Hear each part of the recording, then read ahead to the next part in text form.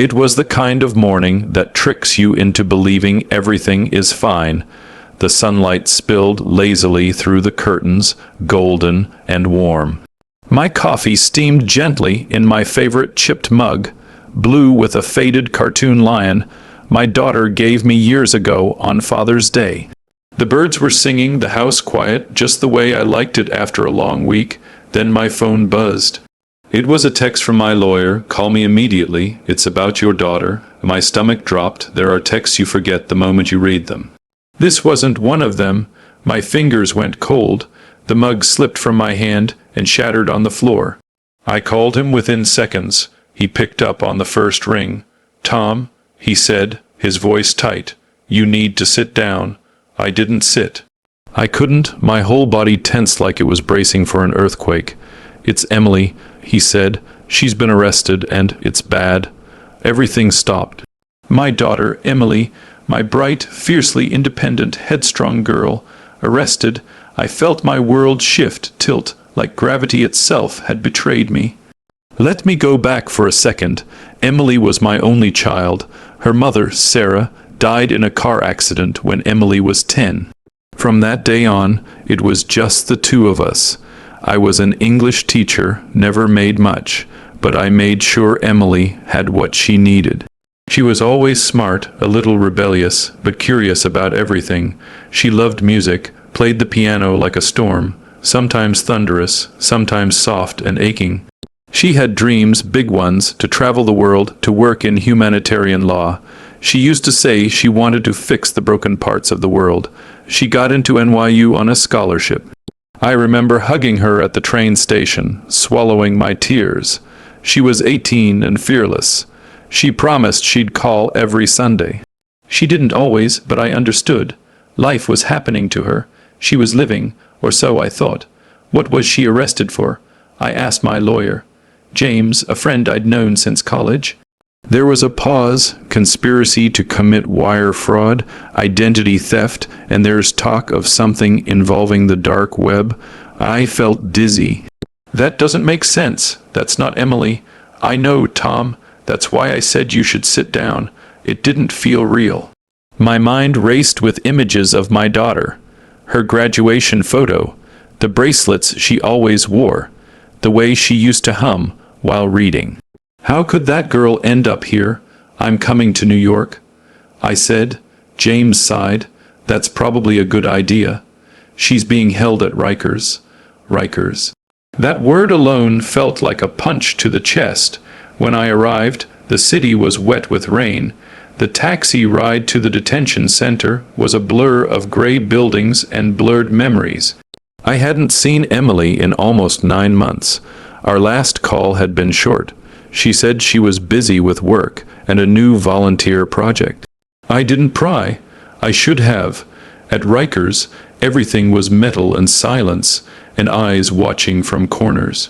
And then I saw her. She was thinner than I remembered. Her hair was pulled back tightly. She looked older. Hardened, but when she saw me, her eyes, those green eyes, filled with tears. "Dad," she whispered. I reached for the phone through the glass.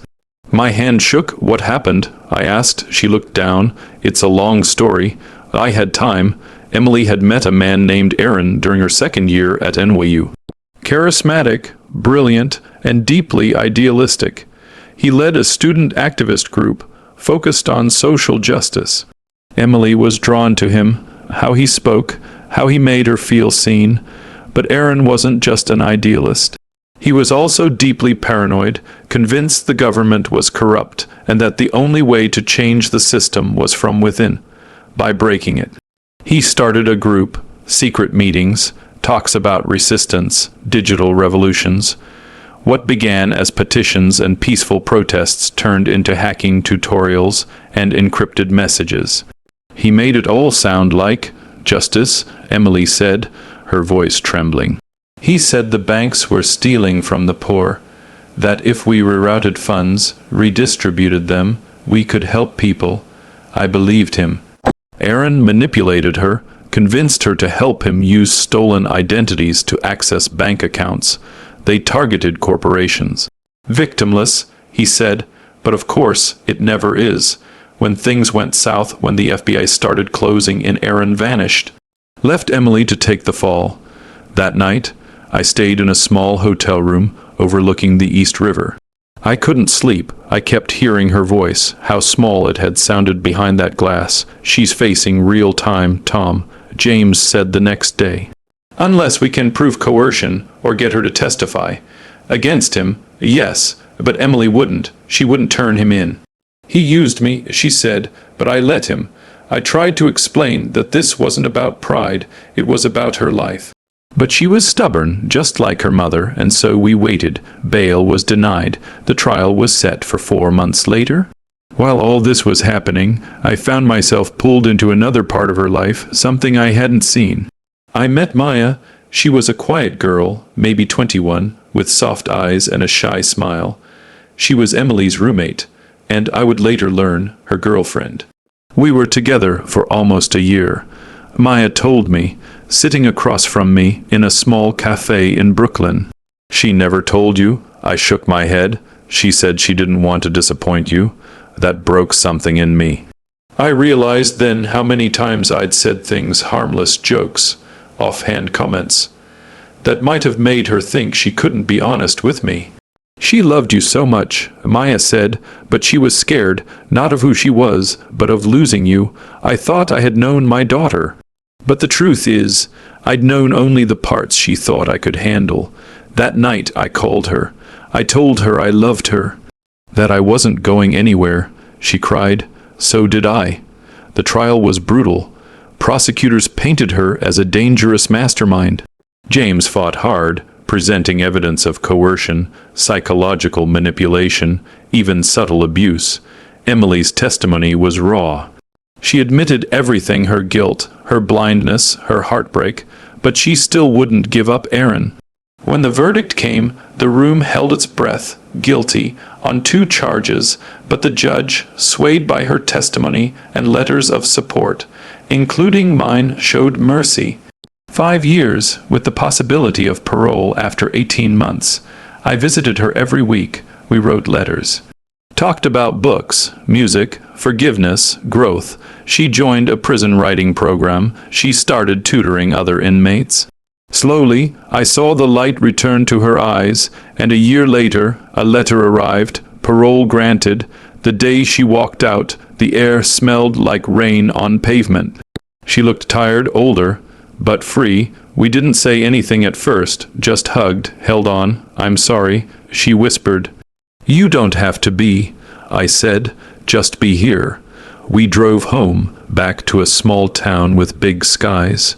She stayed in her childhood room, where the piano still waited. She started writing her story, not to excuse herself, but to help others see how easy it is to fall, how hard it is to climb back up, and how worth it can be. She and Maya reconnected. They took it slow. She spoke at schools, at youth centers, told the truth.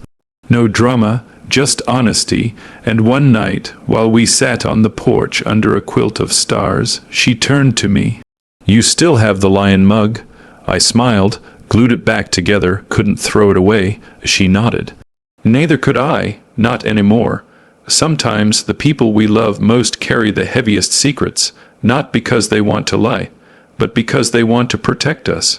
From disappointment, from pain, from knowing they're human, but when we finally see them, really see them, and choose to love them anyway. That's when healing begins. I almost lost my daughter, but in losing control, in walking through the fire with her, I found her again. And maybe, just maybe, she found herself too.